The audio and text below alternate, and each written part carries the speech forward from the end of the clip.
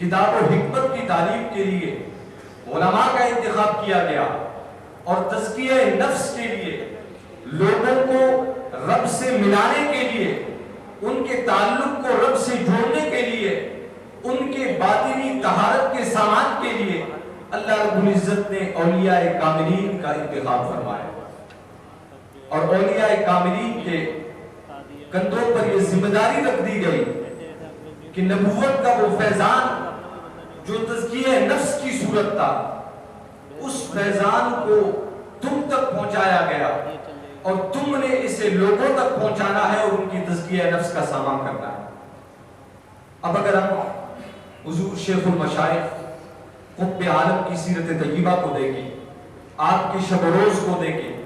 آپ کی زندگی کو دیکھیں، تو آپ میں یہ دونوں صفات درجہ کمال تک پائی جاتی ہیں کہ آپ اپنے وقت میں ایک عظیم عالم بھی ہیں اور آپ اپنے وقت کے ایک عظیم صوفی بھی ہیں۔ آپ نے لوگوں کو کتاب و حکمت کی تعلیم بھی دی اور آپ نے لوگوں کے قلوب کے تزکیہ، ان کی صفائی کا سامان بھی کیا۔ علماء کرام بیان کریں گے حضور کے پر پیر طریقت کسی تعارف کے محتاج نہیں ہے۔ اللہ رب العزت نے انہیں وہ مقام مرتبہ عطا فرمایا ہے۔ اللہ نے اپنے بندوں کو، ان مقبول بندوں کو وہ مقام دیا کہ ہر صاحب ایمان کے دل میں ان کی محبت کو ڈال دیا۔ اب آپ نے حدیث ملاحظہ فرمائی کہ آقا کریم صلی اللہ علیہ وسلم ارشاد فرماتے ہیں کہ جب اللہ رب العزت دنیا میں کسی سے محبت کرتا ہے تو سب سے پہلے حضرت جبرائیل کو بلاتے ہیں، اے جبرائیل، دنیا میں نے فلاں بندے کو اپنا محبوب بنا لیا ہے، تم اس سے محبت کرو۔ اور یہ بجن ثبوت ہے، ہم کسی اللہ والے کو ذاتی طور پر نہیں جانتے کہ رب کی عطا ہے کہ ہمارے دلوں میں ان لوگوں کے محبت کو پیدا فرما دیتا ہے۔ یہ میرا داتا میرا آقا کا فیضان ہے، معین بے کسا میرا آقا کا فیضان ہے، عبداللہ شاہ راضی میرا آقا کا فیضان ہے، دولہ سمزاری میرا آقا کا فیضان ہے، قطب عالم شاہ بخاری میرا آقا کا فیضان ہے، حضور غوث اعظم میرا آقا کا فیضان ہے، حضور نیلے والی شریف سرکار میرا آقا کا فیضان ہے۔ حضور شیخ العالم صاحب کے زندگی کے متعلق میں عرض کرتا ہوں کہ ایک مرتبہ شیخ العالم صاحب کی بارگاہ میں حضور محدث اعظم ہند کے صاحبزادے سید محمد کھچوچوی دامت برکاتہم العالیہ، ہاشمی میاں کا نام آپ سب نے سنا ہوگا، ان کے بڑے جو بھائی ہیں وہ تشریف لائے، تو جو بھی تشریف لائے بتانے والے بتاتے ہیں کہ آپ نے شیخ العالم صاحب کو دیکھ کے ایک شعر پڑھا۔ شیخ العالم صاحب کو قبلہ رحمت اللہ علیہ کو دیکھ کر ایک شعر پڑھا کہ آپ اس قدر ضعیف ہیں، داڑھی مبارک سفید ہو گئی ہے، لیکن آپ کے کام ہیں، آپ کا عزم ہے کہ ختم ہونے کا نام ہی نہیں لے رہا۔ اس عمر میں لوگ پہنچتے ہیں تو انہیں صرف آرام چاہیے ہوتا، اور لیکن اللہ کے نیک لوگ اس عمر میں جب پہنچتے ہیں ان کی ایک ہی دھن ہوتی ہے کہ محمد کے غلاموں کو آرام کیسے دیا جائے۔ ہمیں تو آرام رب عطا ہی کرے گا، اللہ کے محبوب کے غلاموں کے آرام کی فکر انہیں ستائے رکھتی ہے۔ تو اس موقع پہ محدث اعظم ہند رحمت اللہ علیہ کے صاحبزادے سید محمد کھچوچوی متضل العالی نے ایک شعر پڑھا تھا، تو نے پیری میں کام کیے جوانی کے، تو نے پیری میں کام کیے جوانی کے، کتنی مضبوط ہے نقاہت تیری، کتنی مضبوط ہے نقاہت تیری۔ کہ جب میں اور سرور نجات بھائی برطانیہ گئے، خود پیر صاحب کی دعوت پر برطانیہ گئے، اور وہاں پر پیر صاحب نے اور ان کے بہت سارے رفقا کہ اتنا مصروف شیڈول بنایا، ہمارا اتنا ٹائٹ شیڈول بنایا کہ 9 دن میں 16 جلسے 16 پروگرام برطانیہ میں رکھے، برمنگھم میں، لندن میں، مانچسٹر میں، لیڈ میں اور بے شمار ایسے مقامات قریب کے دور کے پہ سفر ہم نے کیے، تو 9 دن میں 16 پروگرام کیے. تو میں نے وہاں یہ دیکھا کہ کتنا مشکل تھا وہاں اغیار کے ان ملک میں رہ کر جہاں پر عیسائیت کا راج ہو، جو وہ برطانیہ کی جس نے بر صغیر پر حکومت کی ہو،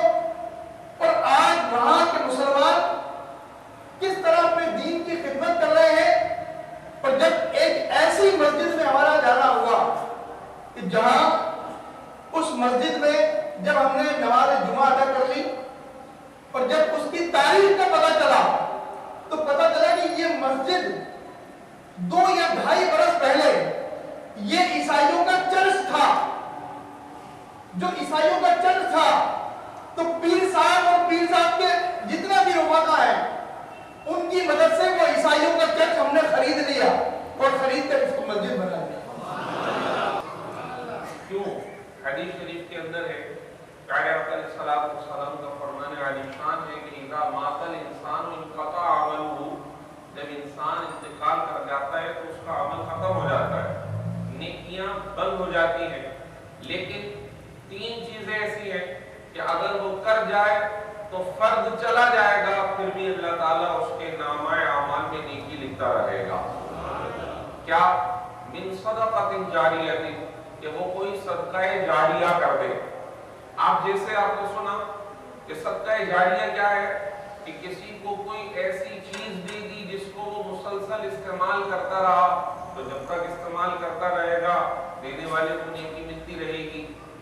آپ کے بارے میں آتا ہے اور آپ نے سنا بھی کہ حضرت والا کے پیر خانے کا عالم یہ ہے کہ لنگر کھانا شروع ہے، فرد صبح آ رہے ہیں، شام آ رہے ہیں، رات آ رہے ہیں اور یہ سلسلہ جاری ہے. اس کا آغاز حضرت نے کیا، آپ کے والد محترم نے کیا، اب جاری ہے، جب تک چلتا رہے گا دسترخوان سے لوگ کھاتے رہیں گے، اللہ تعالیٰ اس کا ثواب حضرت والا کو آپ کے والد محترم کو عطا فرماتا رہے گا. اس سے معلوم یہ ہوا کہ ہم خود بھی نیکی کریں اور کوئی ایسا کام بھی کر جائیں کہ مرنے کے بعد بھی نامہ اعمال نیکی کا ہمارا جاری رہے. اسی طرح فرمایا علم ينتفع به، ایسا علم چھوڑ جائے جس سے لوگ نفع لیں. آپ حضرت کو دیکھ لیں کہ آپ نے جہاں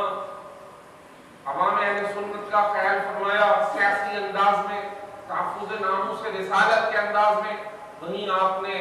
بھرپور انداز میں اہل سنت کے لیے تعلیم کے جو مراکز تھے ان کو بھی قائم کیا. اس کی بہت بڑی مثال آپ نیویا شریف کے اندر وہ یونیورسٹی دیکھ لیں جہاں لوگ پڑھنے کے لیے ترستے تھے، حضرت والا نے وہاں پہ ایک علمگاہ کو قائم کیا اور آج لوگ سیراب ہو رہے ہیں. جب تک پڑھتے رہیں گے اس کا فیض چلتا رہے گا اور حضرت والا کے نامہ اعمال میں اس کا ثواب درج ہوتا رہے گا. مگر ایک خاص خیال سے اور خواہش کے ساتھ یہ پروگرام اس مسجد میں رکھا کہ اس مسجد میں سال ہر سال پیر صاحب یہاں تشریف لاتے رہے. جو پرانے نمازی ہیں اس مسجد کے باقاعدہ وہ باقاعدہ جانتے ہیں کہ حضرت صاحب نے کئی سال یہاں کا اس مسجد کے حجرے میں قیام فرمایا جب اس مسجد کے امام و خطیب جناب قاری محمد سلیم صاحب نقشبندی ہوا کرتے تھے. آپ نے اپنی عدالت کے دوران نبی پاک صلی اللہ علیہ وسلم کی محبت میں جو چند کلمات لکھے، فرمایا مر گئے احساس جدائی میں تیرے شہدا، مر گئے احساس جدائی میں تیرے شہدا، دل ہی نہ رہا باقی تو اب جینا کیا. کس دھوم سے اٹھا ہے جنازہ تیرے عاشق کا، تجھ سے مل کر جو گیا ہو اسے مرنا کیا. شاہد غوری صاحب بھی تذکرہ کر رہے تھے نئی شریف میں آپ کے اس نماز جنازہ کی کیفیت کا. غیر ہموار راستوں پر ایک طویل سفر کے ساتھ ہزار ہو نہیں بلکہ اخبارات کی رپورٹ کے مطابق کم و بیش 5 سے 6 لاکھ انسان وہاں پہنچا. شاید اسی منظر کے پیش نظر آپ نے یہ اشعار پہلی اپنی زندگی میں لکھ دیے कि किस धूम से उठा है जनाजा तेरे आशिक का, तुझसे मिलकर जो गया हो उसे मरना क्या, गुस्ले मैयत के लिए लाए हैं उशाक आंसू, अब तू ही बता हमें करना क्या।